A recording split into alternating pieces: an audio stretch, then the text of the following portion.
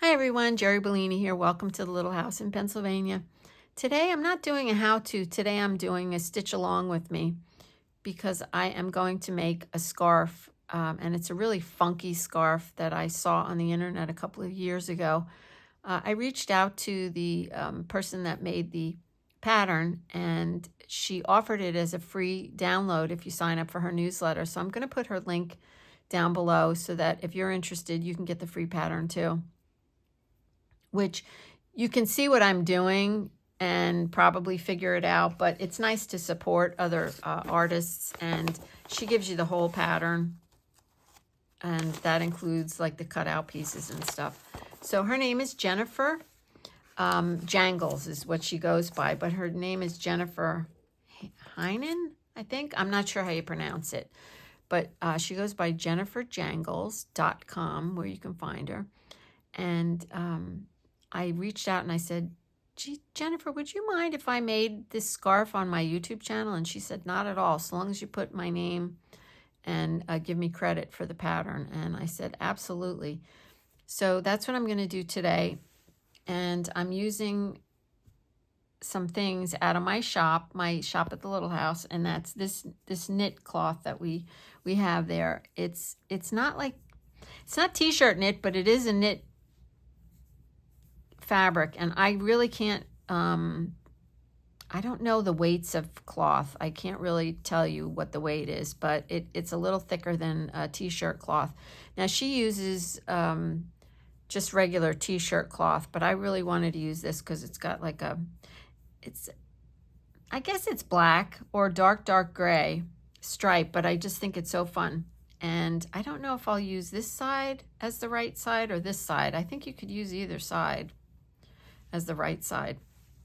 But I'm also going to use one of our scrap packs because in her directions she said you need scraps of cloth measuring 6 inches wide by 8 inches long, and that's exactly what these are. These are 6 inches long. I'm sorry, 6 inches wide.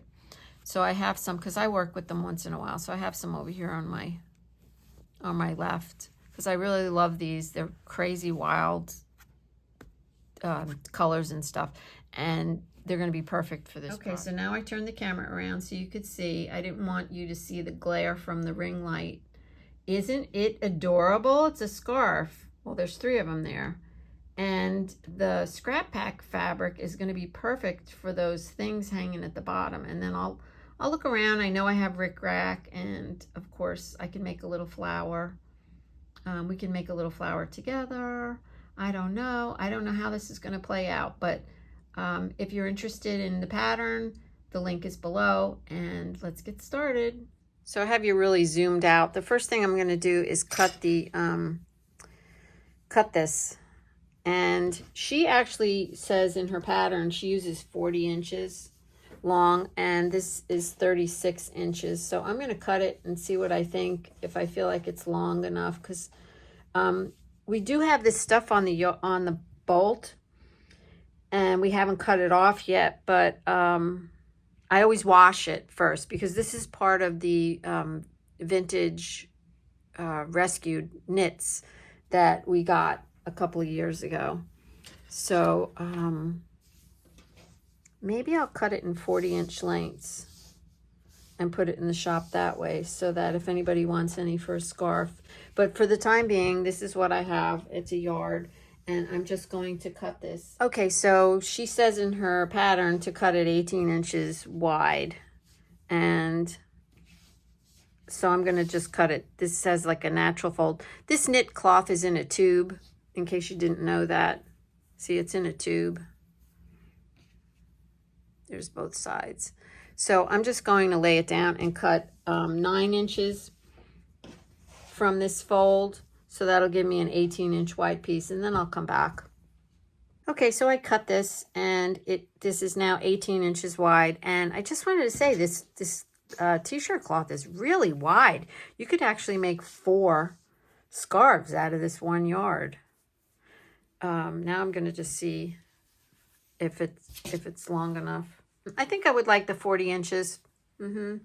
So I think what I'm going to do is just I'm going to cut some 40-inch pieces in case anybody wants any.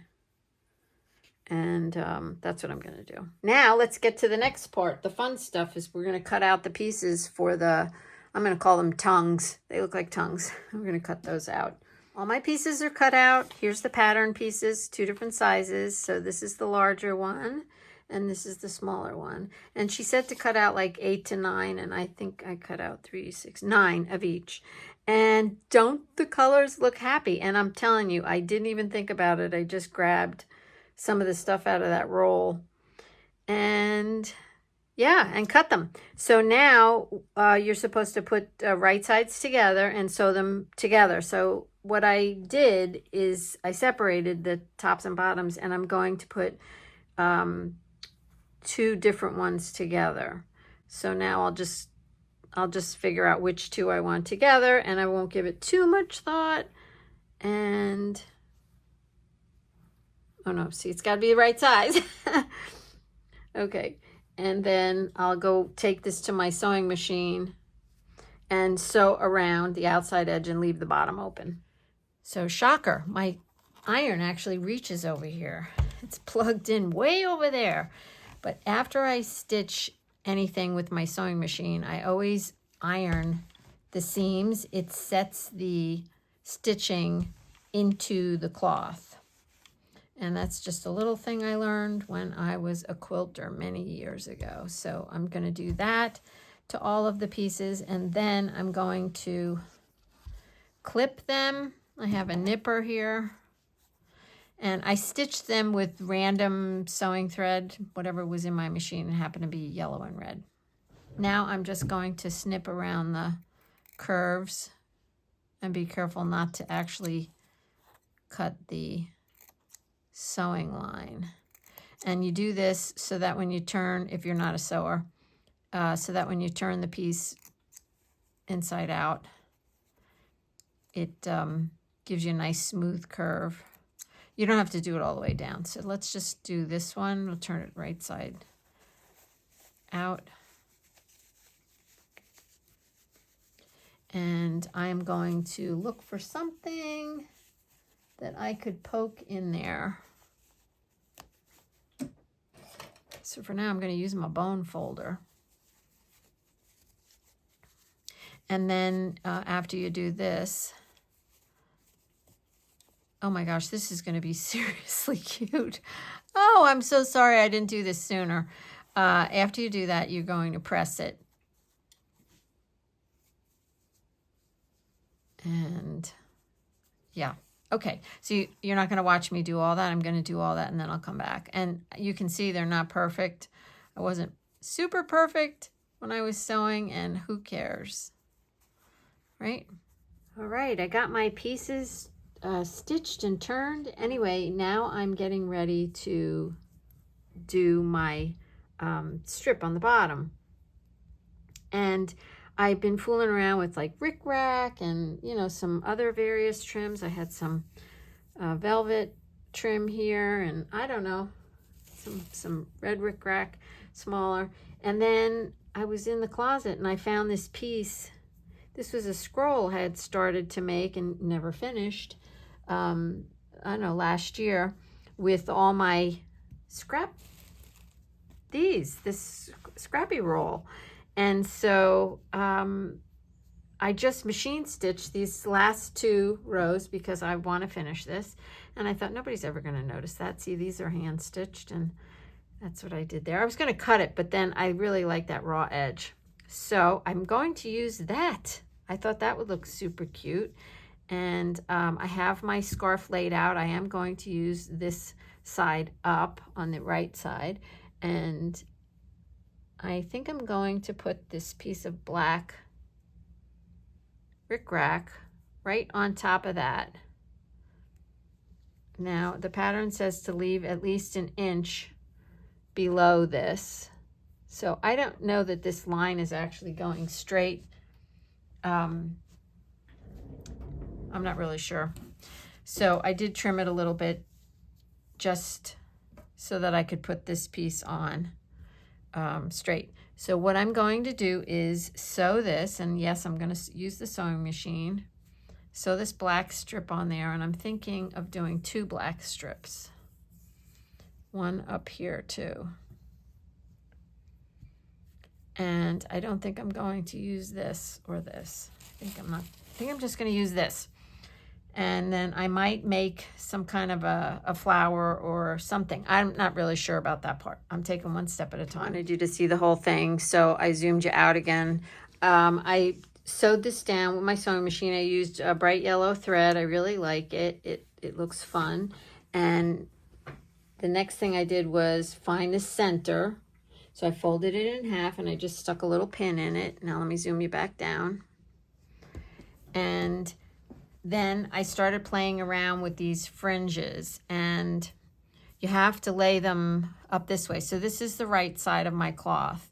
And when I sew this, I'm going to go like that and sew across here. And then when I turn it right side out, it's going to look like this.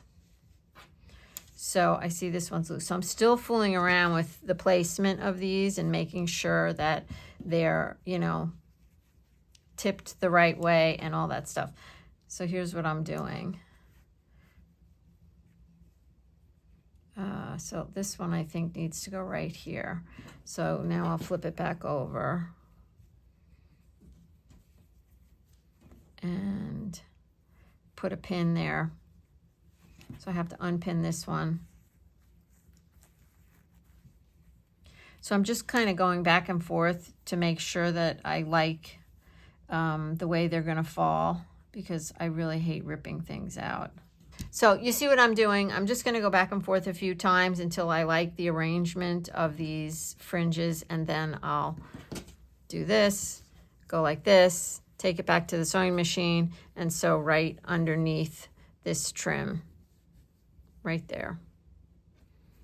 And then I'll be back. So I just finished stitching it across, and I did pin it quite heavily so that nothing would shift. And I wanted to make sure that the trim, the scroll piece that I made, lined up. So I did pin that, and it looks pretty good. So let me turn it right side out so you can see it. So I just have to do the same exact thing to the other side.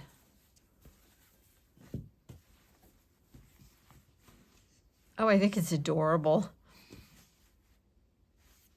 So it looks different on both sides, obviously, because the cloth is different on both sides. And I like the way these end pieces kind of go out like that. So now I have to do the same thing to the other side. I do have another piece of this. I hope I have enough rickrack. And I'll do the other side, and then what I'll do is turn it back inside out, and I'll sew up the side seam, and I'll just leave a little opening somewhere along the line and turn it right side out. Well, it's the next day, and I just wanted to tell you that I really enjoyed creating this. I felt like my scroll was enough. I did have some pom-pom stuff I considered putting on there, but decided against it because I just like the way that looks. And I used to make these flowers out of organza and old curtains, and I have a whole bunch of them. So I just put that on there. I thought that looked really cute, and I actually wore it today. I went out shopping with Brian and wore it, and it's really keeps your neck warm, and it was the perfect length, to be honest with you. So when I wrapped it around my neck here, and you can see in the picture that I put with the head, the doll head, when you put it around your head, if you wear it on your head, it's just right here, and you can just cross it just ever so slightly, and you can put a pin right here. And it really kept my head warm because it's nice and wide. And sorry about the dishes there. Brian's doing the dinner dishes. And if you just want to wear it as a scarf around your neck, it just kind of goes I folded it like that and just put it around my neck and just let it crisscross. Well, I would do it this way because now I added the flower. And yeah, I got some comments about it while I was out, and I thought, it's so happy. It was so much fun. Honestly, you could make this in an afternoon. If you just go collect all your supplies, it really just took about 2 hours to make. Yeah, I think I'm going to make another one. And I'm going to my daughter's tomorrow, and I'm going to wear it, and we'll see what everybody thinks there. But it was really fun. So that's it for today. And remember what I always tell you, to just keep moving, just play, no rules. And remember to be grateful for something each and every day. I'm always grateful for you. I'm grateful that I actually got this finished in a few hours. It was a lot of fun. And tomorrow I'm going for craft day at my daughter's. So that's going to be fun too. And next week, I think I'll come on and do a yaya for you, because I want to show you a few things that I've been working on, and just have a nice chat. So I will see you next week.